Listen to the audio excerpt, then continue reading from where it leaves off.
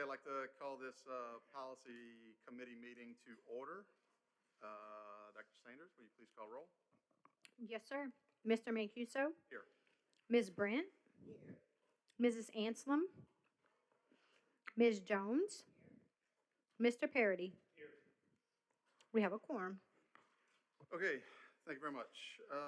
Under new business, discuss and take any action regarding the following policies. As we previously discussed, this is a recommendation committee. So the action will be to make a recommendation to the full board for adoption, either as they are written or with any potential modifications, things like that. So in your packets, you do have the forethought summary. You have the legal recommendations from Hammonds and Sills. And then, of course, we get into the policies. So without taking too much time on that, we'll go to A, school board meetings, BC.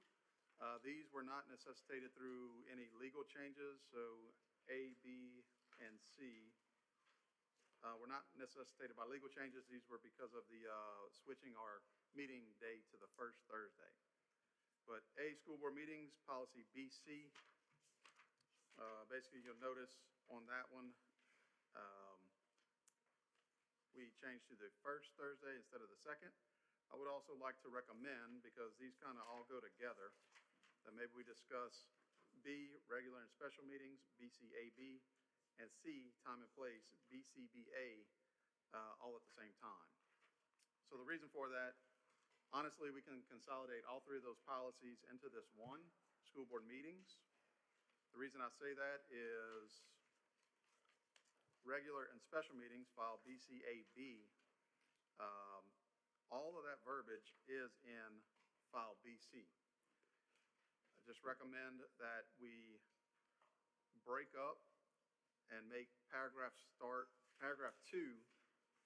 start at the word all, the last sentence in the first paragraph, and we put another heading on top of that called special meeting. Okay, so, I'm sorry, special meetings with an S. So special meetings would be covered in policy BC. We would be able to remove policy BCAB. And then we have time and place, which is, the place is covered in BC. I'd recommend we add the time right before the word in the paragraph 1, as circumstances may dictate. So the next, so basically, I kind of read it to you guys, just a shortened version, yellow summary.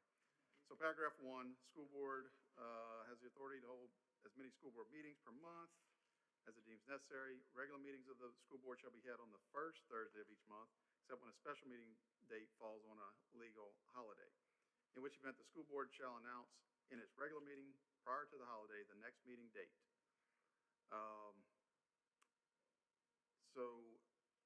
Well, I was reading that. I don't know if at 5:30 at that spot is the best. So maybe after first Thursday of each month at 5:30 p.m.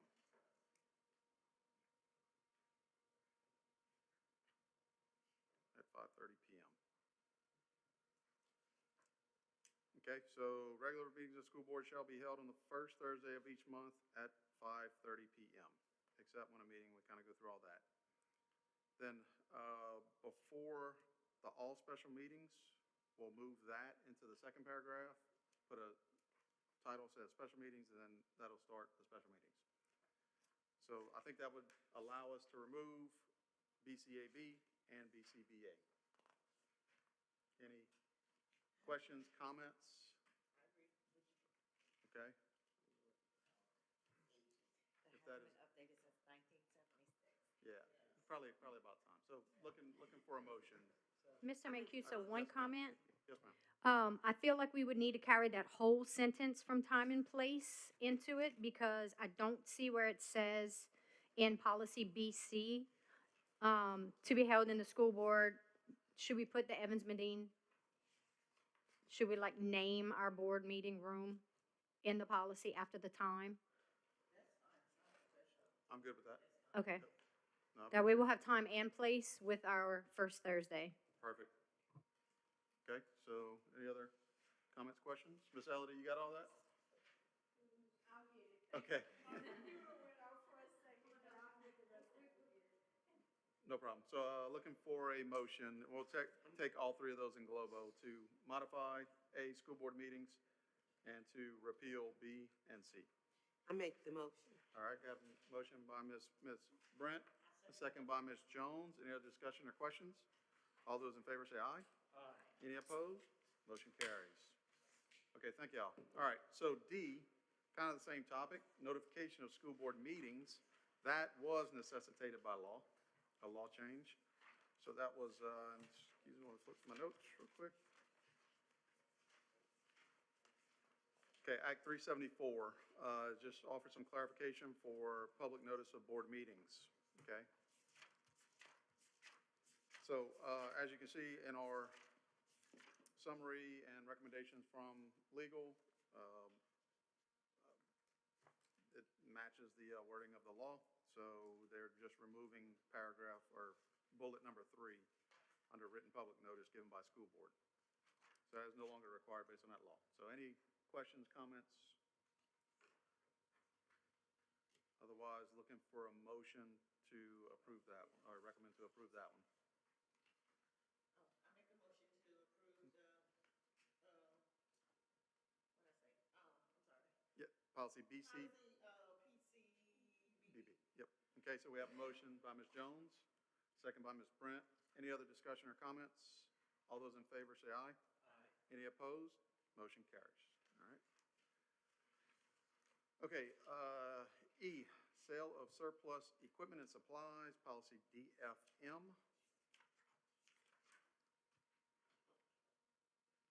Okay, so in your packet, that policy, paragraphs 2, 3, and 4 of our previous version were removed per the legal recommendation by Hammonds and Sills.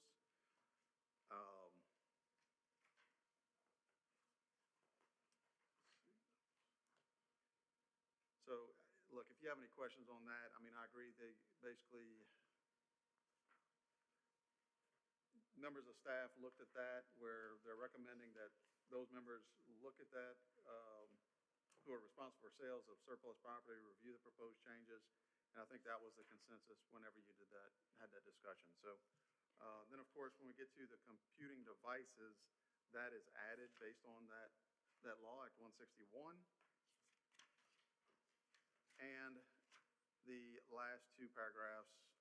However, another comment from staff was that in the last paragraph, prior to the alienation of a device, the school board would like to add and/or authorized vendor shall securely erase all student, employee, and school district data, keep going, or otherwise render it inaccessible in accordance with data security policies established by St. Mary, we'd like to add St. Mary Parish School Board, State Department of Education, and any applicable state or federal regulations. And that was feedback from staff as they were going through these. And Dr. Sanders and staff, I appreciate you guys looking into this and making those recommendations. And just the whole reason behind our agreeing with Mr. Hammonds with taking out paragraph 2, 3, and 4 is because we just did that huge procurement policy and it's guidelines, not law. So the guidelines are in there. There's no need to have it in 2 different places. So. Okay, so any other questions or comments? Otherwise, looking for a motion on that one. I make the motion. Motion by Ms. Brent. Second by Mr. Parity. Any other discussion, comments? All those in favor say aye. Aye. Any opposed? Motion carries.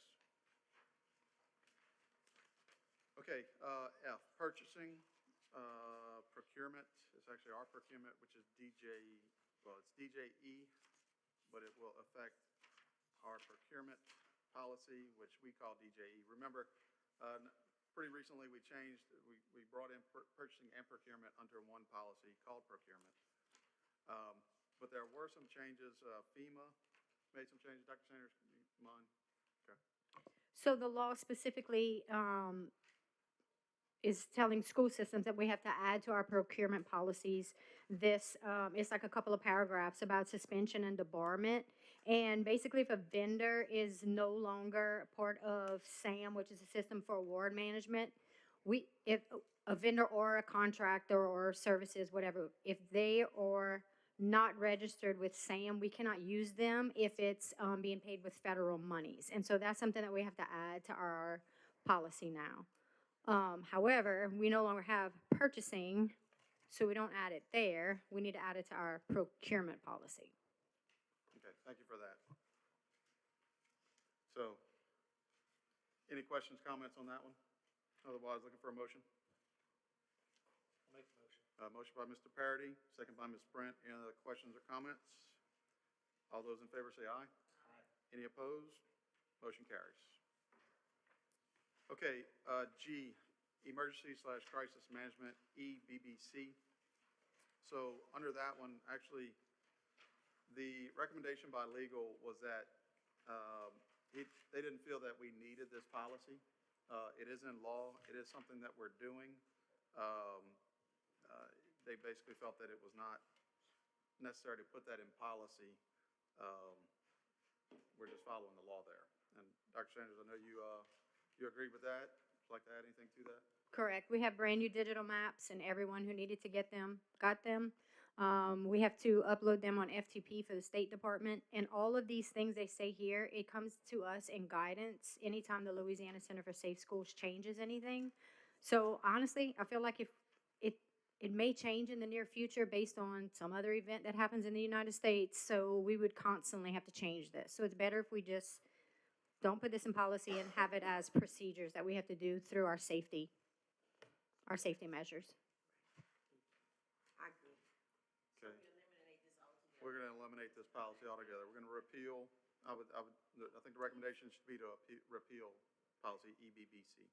Not the entire policy, only the addition of school mapping data. Yep, okay. Yes, sir. Yep, Yes, sir. Because the rest of it will need to remain. right. Correct.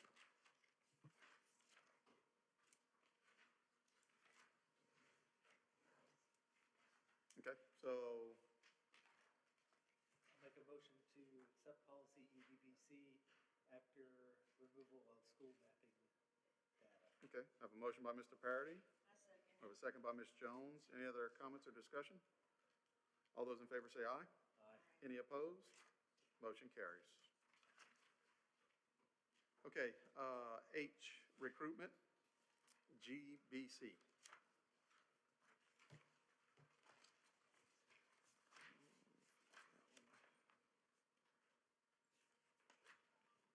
Okay, that's from Act 409. The change is on page 3 or 4 in that policy, where they added in bullet number 2, whose name is recorded on the Department of Children and Family Services State Central Registry on or after August 1st, 2018. That one's pretty straightforward, although I did ask the question about how volunteers working in our school system, this is pretty specific to employees, but if there are volunteers working with students, that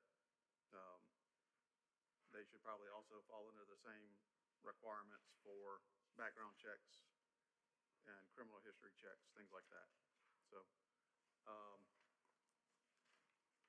I don't know that we will get to the exact place of how to add the word volunteers, but I would, my recommendation would be that we approve this and recommend to Dr. Sanders and staff to review this policy and have provisions for volunteers to fall under this as well, ready for our next board meeting. But I'm open to any discussion or comments on that.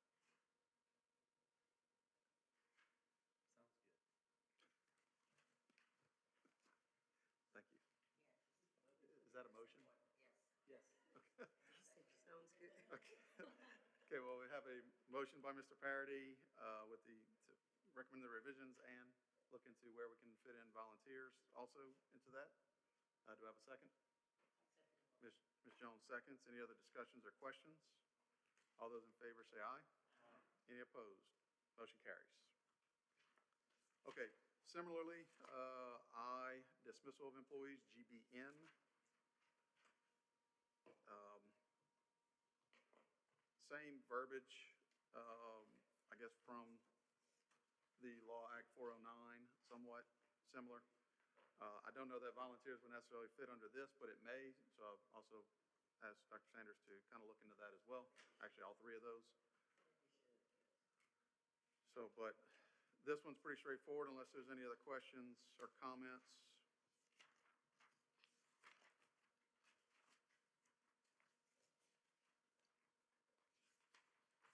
Otherwise, looking for a motion.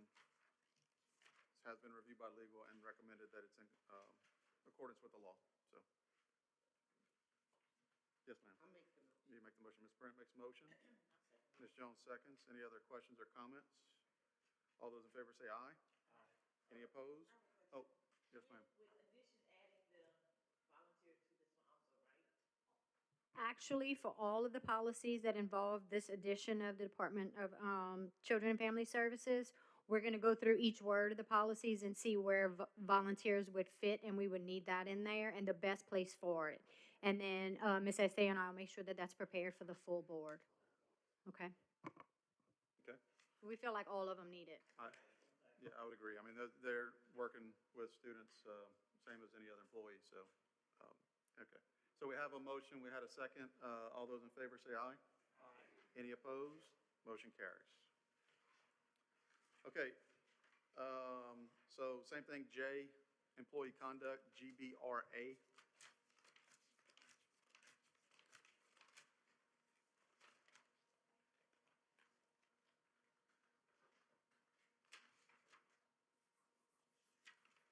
Very similar to the previous two. So any questions or comments on those? Also coming from Act 409.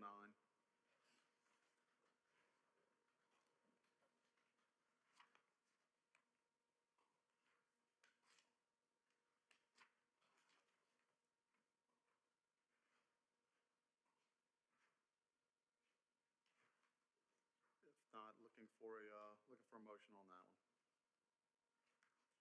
I'll make a motion to accept GBRA. Okay, have a motion. Do I have a second? Ms. Brent seconds. Any other questions or comments, discussion? All those in favor say aye. Aye. Any opposed? Motion carries. Okay, on to a different topic. K, behavioral health support for students, policy JGCF. Okay, so this policy, let me flip to my notes on that. Okay, this policy came as a result of Act 469 and Act 504. So, forethought, the policy writers are proposing two major changes.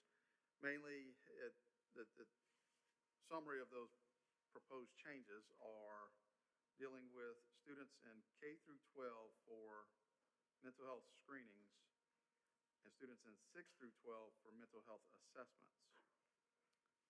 So what the legal recommendation is, and I agree with the legal recommendation, is that we are doing the, I don't want to mess this up, we're doing the, We're going to keep the mental health assessments, Act 504, okay, for year 3 through 12.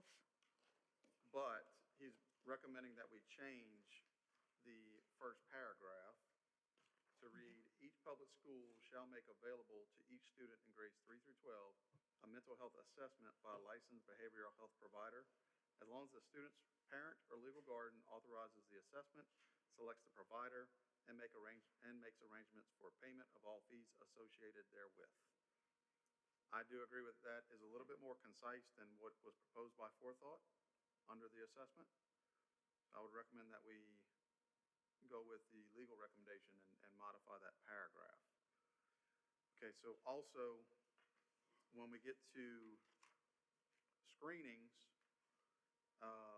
their recommendation is we're kind of saying how to do screenings, but we're not saying that we're going to pay for screenings. We're not going to provide screenings free of charge. So his recommendation is to remove the screenings portion for K through 12. Um, I can imagine that would be a very substantial cost if we were to provide that and fund it.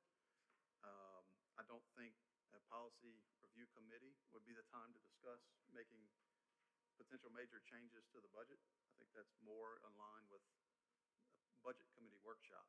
So if this is something, I'm not saying that it necessarily needs to be something you agree or disagree with the concept, but I'm saying that we definitely are not going to make a recommendation on the budgeting for that, in my opinion. But I'll open the floor to any questions or comments or discussions on that. I have a question. Yes, ma'am. Okay, you said, we do not provide the assessment, so who decides if they meet the assessment? So essentially, from my understanding, we will have to make it known to our parents that we will help put them I guess, in touch with the proper resources that they would need for the assessments, and make sure they understand that they would select. So in other words, we could tell them locally we have this list of behavioral health providers that would offer the assessments. But then the parents would be responsible for choosing who they want, paying for the assessment that they prefer or whatever. But then the schools would make it their school building available for the screening, for the assessments to happen. So the principal can say, okay, so Ms. Deborah's going to be screened. We're going to provide a quiet and private place on whatever, and you actually help them to schedule the screeners with the provider of their choice. And so as far as choosing and paying for it and all that, it would be the responsibility of the parent. We just kind of help facilitate their knowledge of who to even go to for those things. So if we're referring to the resources available to the parent, how are the students with behavior health issues identified by the school system? Well, for this policy in particular, for Act 504, we would have to make that announcement to everyone and let them know for students 3 through 12, we're going to offer this service as far as putting them in touch with the correct resources and, a selection of the it school for, system is only offering referral services. essentially. Yes, ma'am. But the identification of the student needing it, that is in our system, where is it coming from? That's what I'm asking. Well, that's, Are people appraisal, is that but this is kind of different from all of those processes. This is just like a blanket announcement. Now, for other students who have behavioral needs and those things, those are all the different processes, which, through SBLC committees and things like that. So none of these students are going to be a part of that? That's what you're saying? That's what I'm asking. correct. This is not something that we've seen a problem and we need to fix it. This is just a blanket offering for parents, for all students to know that we will help facilitate that process for them. Yeah, so we're Okay. just providing referral service. Right. It doesn't negate any other services that we do. Okay.